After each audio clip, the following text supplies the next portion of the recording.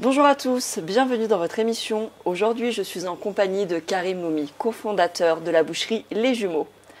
Karim, bonjour. Bonjour. Alors, merci de nous avoir fait le plaisir d'être parmi nous.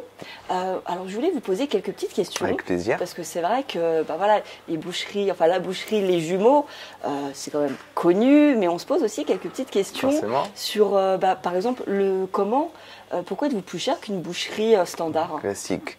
Alors nous, on a une façon de travailler qui va être différente d'une boucherie classique. Alors là, je fais une généralité. Bien sûr, il y a des boucheries qui travaillent bien, qui font des choses très bonnes et très correctes.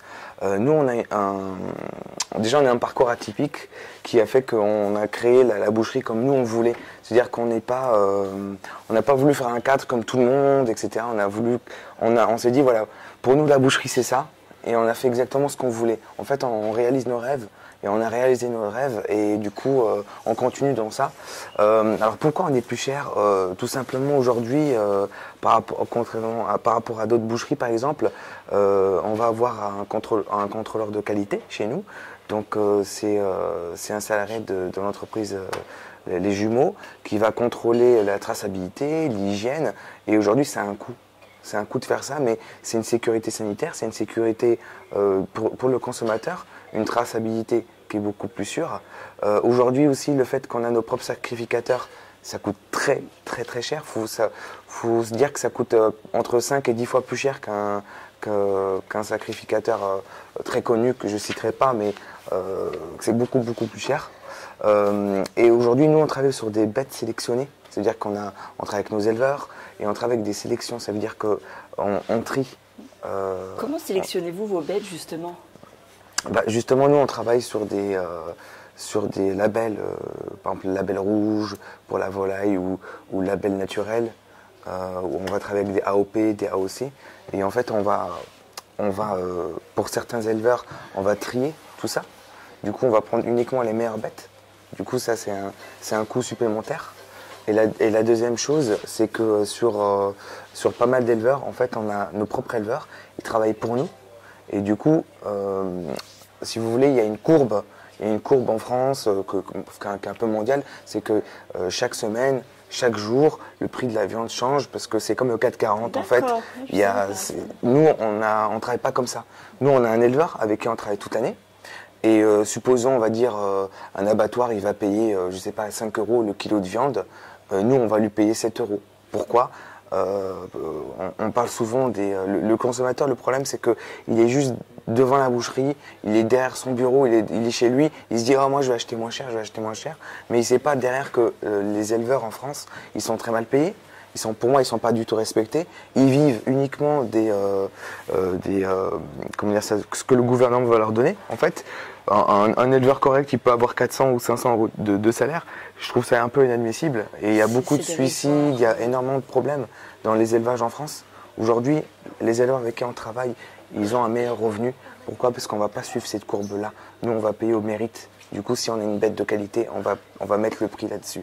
Et honnêtement, je préfère que mon client achète plus cher et qu'il ait une meilleure qualité. Et justement, on a quelque chose d'éthique, en fait. Si on veut faire du moins cher, on peut, mais il n'y aura pas d'éthique. D'accord? On n'est pas en train de se mettre... on ne se fait pas des millions. On a une grosse structure qui demande beaucoup d'argent. On a le contrôleur de qualité, on a aussi nos sacrificateurs qui bossent, qui font beaucoup de kilomètres pour nous. Et du coup, ça a pris en compte. Le fait aussi que l'on fasse beaucoup de charcuterie, beaucoup de préparation, ça c'est très important de le dire. Aujourd'hui, on a pas mal de salariés et on n'est pas obligé d'avoir autant en fait. Mais on fait des spécialités qui prennent beaucoup de temps. Aujourd'hui, en halal, en charcuterie, il n'y en a pas grand-chose en fait. Il y a beaucoup de choix, mais en général, c'est des trucs qui sont très mauvais. Il y a des gens qui commencent à faire des trucs bonnes, mais c'est pas du standing qu'on propose, parce que nous on travaille avec des viandes des volailles fermières ou des volailles qui sont issues d'un élevage naturel, qui respectent l'agriculture biologique.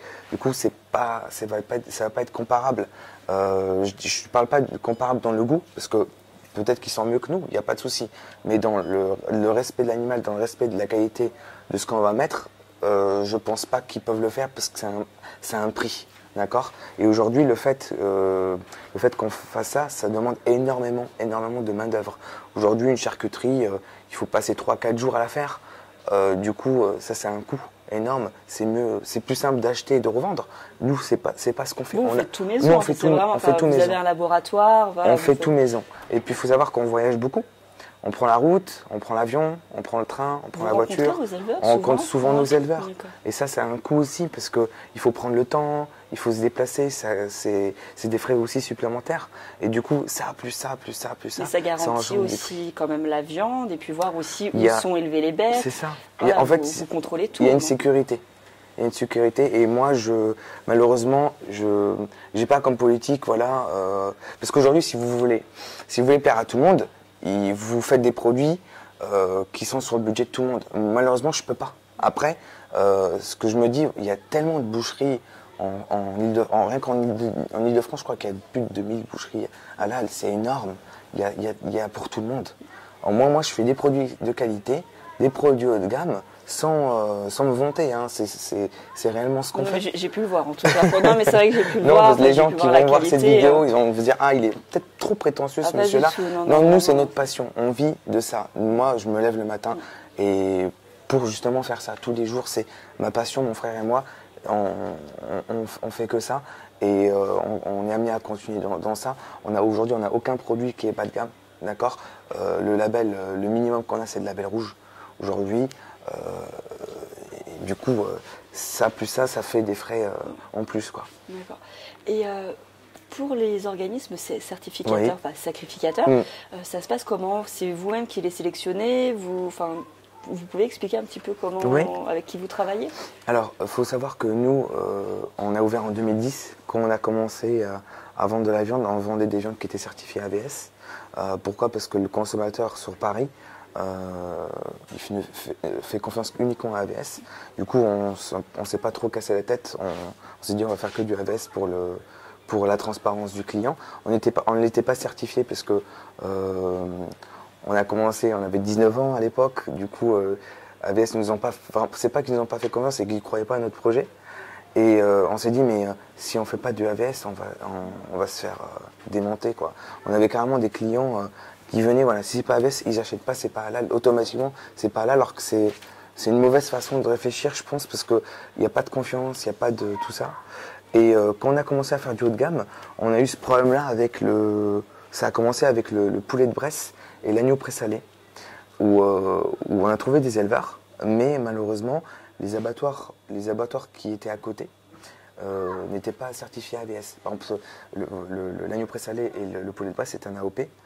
Et si on ne sacrifie pas l'animal qui se situe à côté de la ferme, on perd la certification, le label plutôt AOP. En fait, on respecte tout le cahier des charges, mais parce qu'on n'est pas à côté, on perd. Peut pas, donc du coup, je me suis dit comment je vais faire.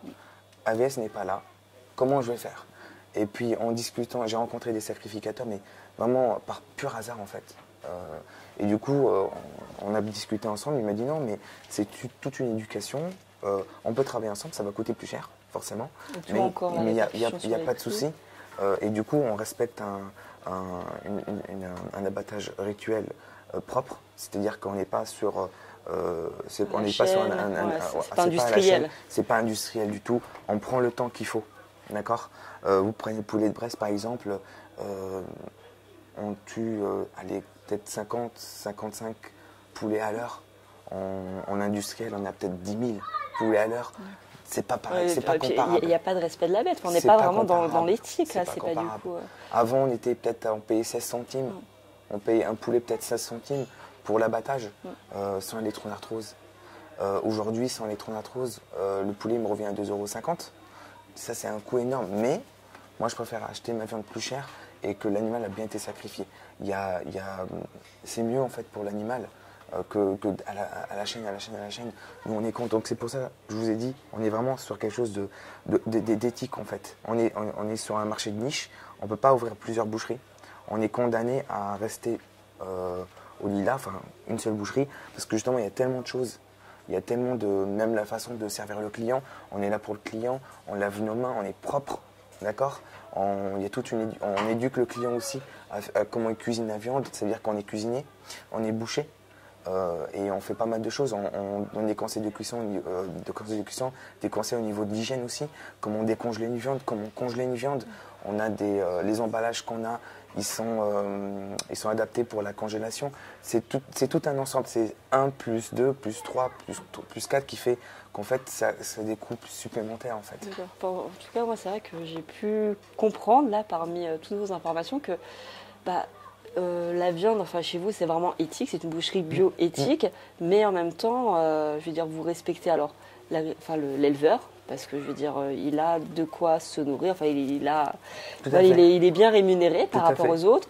La bête est élevée dans de bonnes conditions. Vous allez voir justement les éleveurs. Enfin, justement, je trouve ça vraiment très bien. On a d'autres sélections aussi, c'est qu'en boucherie, tous les déchets sont jetés. D'accord ? On ne fait pas de merguez avec. Si la viande est trop grasse, si la viande n'est pas bonne, c'est tout de suite à la poubelle. C'est-à-dire qu'on ne va pas faire d'économie. On ne fait pas de petites économies. Que ce soit sur les produits ménagers, sur le savon, on va prendre vraiment tout ce qui est haut de gamme. Surtout en fait. Sans exception surtout. Exemple, les merguez qu'on fait, il y a moins de 5% de matière grasse. Il n'y a pas de gras. Ce n'est pas des déchets qu'on va mettre. Du coup, ça a un coût si supplémentaire. En plus, vous avez différents types. Je crois le veau, le bœuf. On a des chipolatas, des merguez. On vend des grosses quantités. Pourquoi ? Parce que justement, le client s'y retrouve. La merguez ne rétrécit pas. Ça ne fait pas des remontées gastriques. C'est important. Voilà. Et du coup, ça fait... On reprend plaisir à manger, en fait, chez vous. C'est ça. Ouais. Il y a une plus grosse éthique, on va dire. D'accord. Vous avez une dernière réponse ou une question ? Enfin, est-ce que les clients ont une dernière question qui se pose souvent ? Honnêtement, c'est les questions qu'on va retrouver. Ça va être vous êtes certifié par qui ? Mais avant qu'ils nous posent cette question, ils sont déjà... limite, ils achètent la viande puis ils nous posent la question. Donc, c'est-à-dire qu'ils nous font déjà confiance. Et nous, ça nous aide beaucoup. Parce qu'on n'est pas là pour tricher ou pour je ne sais quoi. On est là pour vraiment... Vous êtes transparent. On est transparent et puis on est là pour montrer notre passion aussi aux clients. On a beaucoup de questions sur les modes de cuisson. Énormément. On a beaucoup de clients qui mangeaient à point, qui mangeaient bien cuit aujourd'hui, qui mangent saignant. Et du coup, surtout les questions qu'on va avoir beaucoup, c'est sur les personnes d'un certain âge, à partir de 50, 60 ans. Ils ont été habitués à manger uniquement des viandes industrielles, on va dire. Je généralise, il peut y avoir des exceptions, mais en général, c'est l'ancienne génération, ils mangeaient que des trucs industriels, ils mangeaient du jaune bovin, et du coup, il y a une incompréhension. Et 80% d'entre eux nous posent des questions, 20% sont têtus. Donc eux, ils savent faire tout et du coup, on a très très peu de retours. On doit avoir peut-être un retour tous les mois. Et souvent, c'est des personnes de plus de 50, 60 ans parce qu'ils ne savent pas cuire. En fait, il y a une adaptation entre une viande industrielle et ma viande. Du coup, c'est pour ça qu'on passe beaucoup de temps avec le client pour lui montrer, pour lui apprendre à faire cuire sa viande. Par exemple, vous prenez pour un tagine, par exemple, la viande chez nous va cuire beaucoup plus rapidement. Elle ne va pas rétrécir en cuisson, vu que ce n'est pas industriel. C'est des élevages en plein air, il n'y a pas d'OGM, il n'y a pas d'antibiotiques, etc. Du coup, ce n'est pas surnourri au maïs et au soja. Du coup, la viande, elle ne rétrécit pas en cuisson. Et du coup, ça explique l'effort qu'on fait pour expliquer la cuisson aux clients. D'accord. Écoutez, merci Karim. Je vous en prie, avec plaisir. Merci en tout cas de nous avoir suivis et j'espère que vous aurez eu des réponses à toutes vos questions. Au revoir.